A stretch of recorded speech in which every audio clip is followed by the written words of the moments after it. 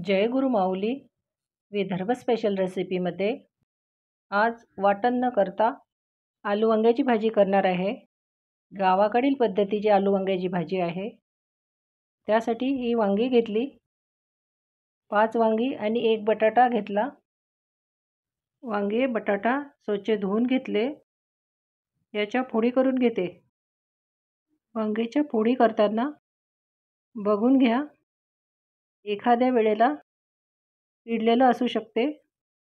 वांगी कट करताना फोडी केल्यावर लगेच पाण्यात टाकायच्या, नाहीतर कापलेली वांगी काळी पडतात। थोडं देठ राहू द्यायचं।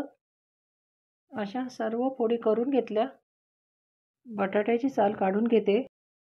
तुम्हाला काढायची नसेल तरी चालेल। फोडी करते। अशा मोठ्या मोठ्या फोडी करायच्या। ह्या पण पाण्यात टाकायच्या, नाहीतर बटाटा पण काळा पडतो। अशा बटाटा वांग्याच्या फोडी करून घेतल्या। भाजीसाठी गॅसवर कढाई, यात या चमच्याने 1.5 चमचा तेल मी थोडं जास्त घेतलं।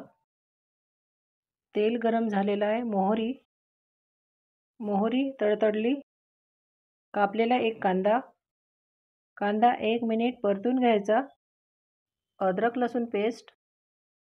लसूण पेस्ट थोडीशी जास्त टाकायची, कारण बाकी काही वाटण आपण टाकणार नाही। हे असं परतून घ्यायचं। यामध्ये अर्धा चमचा धने पावडर, लहान अर्धा चमचा हळद, 1 चमचा काश्मीरी लाल मिरची पावडर। हे कमी तिखट आहे, याने भाजीला रंग छान येतो। अर्धा चमचा नेहमीच्या वापरातील मिरची पावडर। तुम्हाला भाजी किती तिखट पाहिजे त्याप्रमाणे मिरची पावडर टाकायची। लो फ्लेमवर परतून घ्यायचं आहे। पाव चमचा जिरे पावडर। फोडणी खमंग व्हायला पाहिजे। सोपी रेसिपी आहे। यात वांग्याच्या फोडी, बटाट्याच्या फोडी मिक्स करते। असं वांगे बटाट्याच्या फोडी तेलामध्ये परतून घ्यायच्या। असं तळापासून मिक्स करायचं। सर्व फोडीला मसाला लागायला पाहिजे। चवीनुसार मीठ। 1 मिनिट परतून घेते। वाटण न करता ही वांग बटाटा भाजी चवीला खूप छान होते। झाकण ठेवून लो फ्लेमवर 5 मिनिट वाफ येऊ द्यायची। 5 मिनिटानंतर असं मिक्स करून घेते। भाजी तळाला लागायला नको। यामध्ये अर्धी वाटी गरम पाणी, अर्धा चमचा काळा मसाला मिक्स करते। झाकण ठेवून 5 ते 6 मिनिट होऊ द्यायचं। 5 ते 6 मिनिटानंतर याला मस्त वाफ आलेली आहे।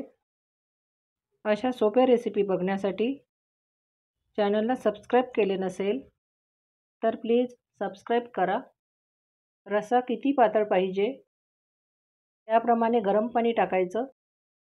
पाणी गरमच टाकायचं। थोडासा गूळ त्यापेक्षा जास्त टाकायचा नाही।